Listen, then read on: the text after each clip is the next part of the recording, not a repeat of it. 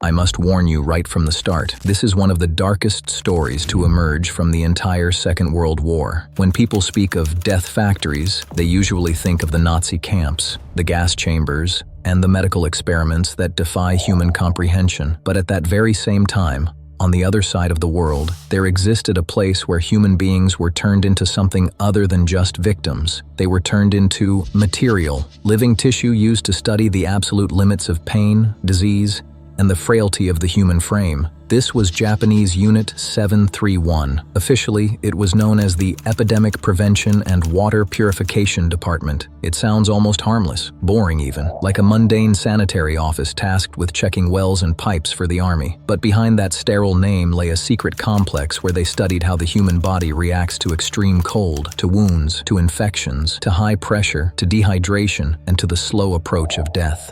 The most terrifying thing about this story isn't just the experiments themselves, it's how cold-blooded and systematic it all was. This wasn't a sudden flare-up of madness by a few individuals. This wasn't the accidental cruelty of the battlefield. It was a finely tuned machine, a bureaucracy of horror where everyone had a role, a task, a report to file, and a justification to lean on. The man leading this program was a military doctor named Shiro Ishii.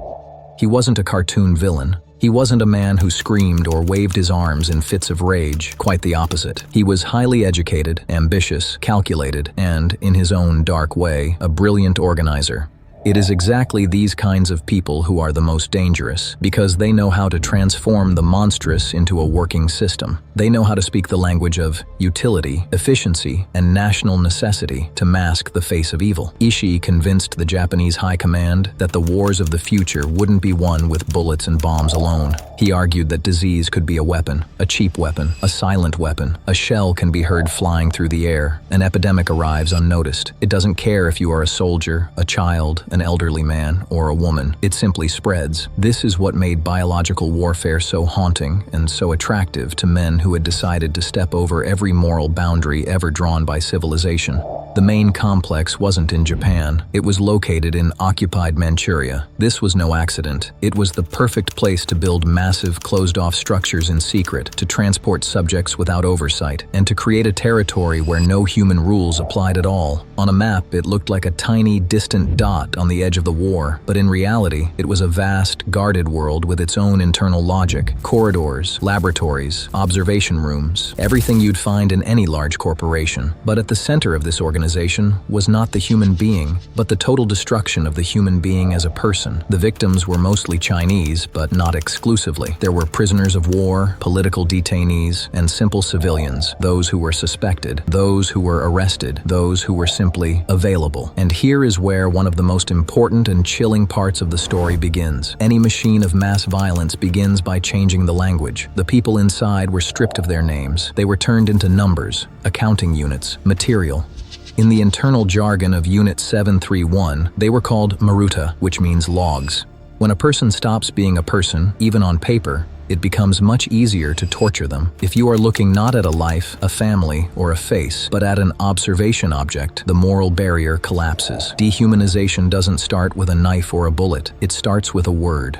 Inside Unit 731, people were intentionally infected with deadly pathogens, the plague, cholera, typhus, and many others. The doctors watched the progression of the disease as if they were looking at laboratory samples, not living souls. There was no treatment here. There was only waiting, recording, comparing, concluding.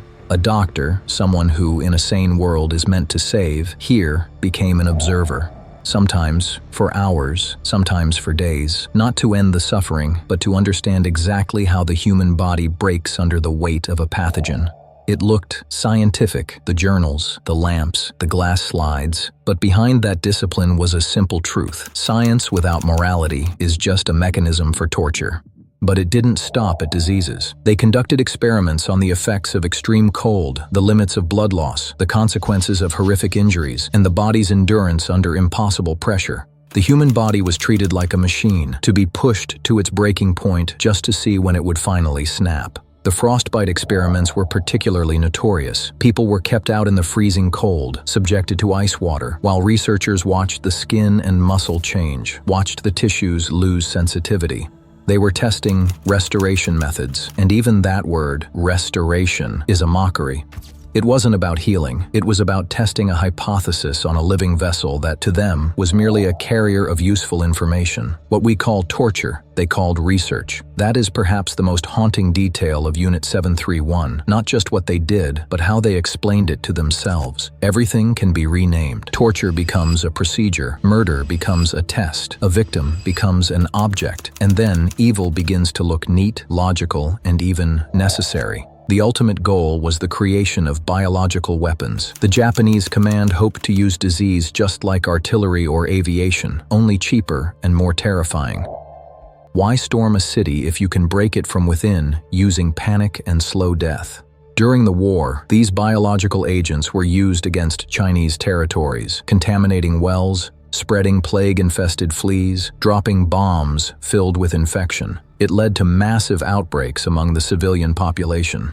Think about that word, weapon. We usually imagine a gun or a tank, something visible, something loud, but biological war is different. It enters a home silently. It comes through the water, the air, the insects, or an everyday object. People didn't even know they were under attack. They thought it was just a sickness, just bad luck, a sudden tragedy. In reality, it was a planned operation. But the story doesn't end with the war. When Japan began to lose, the members of Unit 731 began to cover their tracks. Documents were burned.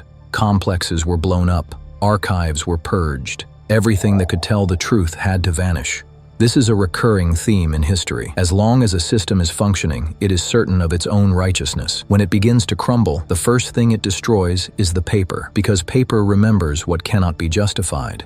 One would expect a massive trial. The world had just seen the horrors of the Nazi regime. Surely when a system like this is uncovered, the perpetrators end up in the dock. Surely Unit 731 would become a symbol of horror, just as Auschwitz did. But history took a darker turn. After the war, the American authorities showed not just horror, but interest. The data collected on biological weapons was seen as valuable. And here, the story becomes even more bitter. We see how evil continues to work, not in a lab this time, but in the halls of politics. When a crime proves to be useful, there is a temptation not to punish it too severely. As a result, many of the key figures of the program escaped real justice. Their knowledge was deemed more precious than justice for the dead. It is a grim conclusion. Retribution doesn't always follow a crime. Sometimes what follows is a deal. And so we are left with a terrifying paradox. Thousands of people were turned into material. Entire regions became testing grounds for death. And yet, many of those who built this system did not meet the fate we expect in stories where justice triumphs. Some of them went on to live normal lives. They built careers, they became doctors, officials, and executives. The men who looked at a human being as a disposable log didn't always end up in a prison cell. Sometimes, they just put on a business suit and dissolved into the post-war world. Imagine that. Not a monster in chains, not a hangman in a cage, but a quiet, respected man sitting at a desk, a clean office, a lamp, a diploma on the wall, a normal life. This contrast is what makes Unit 731 so heavy to contemplate. Evil here doesn't look like something from a nightmare. It looks like a system created by educated people with titles, ranks, and a sense of their own importance. We must speak these stories out loud to the very end, so that the next time someone speaks of humans as material or of useful sacrifices for a great cause, the world recognizes that handwriting immediately.